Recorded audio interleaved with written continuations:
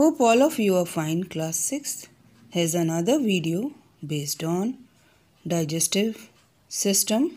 Today we are going to learn about the second step in the process of nutrition, that is digestion. The process of converting complex food into simple absorbable form is called digestion. The food which we intake is complex like starch and it cannot be absorbed in our blood. So it has to be changed into simpler forms, and that is done by the digestive organs with the help of enzymes. Now the process of digestion starts in the mouth.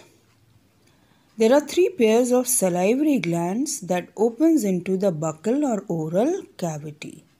These glands secrete saliva, a mixture of mucus, water, salt, and an enzyme, salivary amylase. Salivary amylase acts upon the starch and simplifies it into maltose. The saliva also acts as a solvent to dissolve food and destroys germs. It mixes with the food to form a semi-solid ball called bolus. After the mouth cavity, the food in the form of bolus or tiny balls is moved into the pharynx. The pharynx is a common passage for food and air. But when we are swallowing food, the air passage is closed with the help of a flap called as epiglottis so that food doesn't enter the windpipe. From the pharynx, the food enters the food pipe, the esophagus, a tube-like structure 25 cm long, which starts from the pharynx and ends into the stomach. The esophagus only helps to convey the food to the stomach by a series of muscular contractions in a wave-like motion known as peristalsis. Then the food enters the stomach, a J-shaped muscular bag situated on the left side of the abdomen is the stomach. It churns the food and mixes it with digestive juices and passes it to the next organ of digestive system, small intestine. Both the ends of the stomach are controlled by sphincter muscles. The stomach wall help in mechanical digestion, and the inner wall of the stomach has lots of gastric glands that secrete gastric juice, which is rich in hydrochloric acid and enzymes. The gastric juice has 2 enzymes, pepsin and renin. Pepsin changes protein molecules into proteases and peptones, while renin changes milk proteins casein into curdy substance. And due to intense contractions of stomach, the food now changes into a thick paste called chyme. Then the food is sent into the small intestine. The small intestine, a long coiled tube about 6.5 meters long, lies folded in the lower abdomen, divided into 3 parts: duodenum, the anterior part, jejunum, the middle part, and ileum, the posterior part. The inner wall of the small intestine that in the ileum section has billions of finger-like projections called villi. The villi increase the surface area for the absorption of digested food. In the duodenum, bile from the gallbladder and pancreatic juice from the pancreas are also received here. Bile is produced by liver, the largest gland of our body. It is located in the upper right side of the abdominal cavity and via gallbladder opens into the duodenum of small intestine. Liver secretes bile, a greenish yellow fluid that helps in breaking down large globules of fats into smaller droplets for their digestion. It also helps to regulate blood sugar level and stores glycogen, and also controls the transport and storage of carbohydrates. Pancreas, another gland which opens into duodenum of small intestine, secretes pancreatic juice along with the hormones, insulin, glucagon, etc.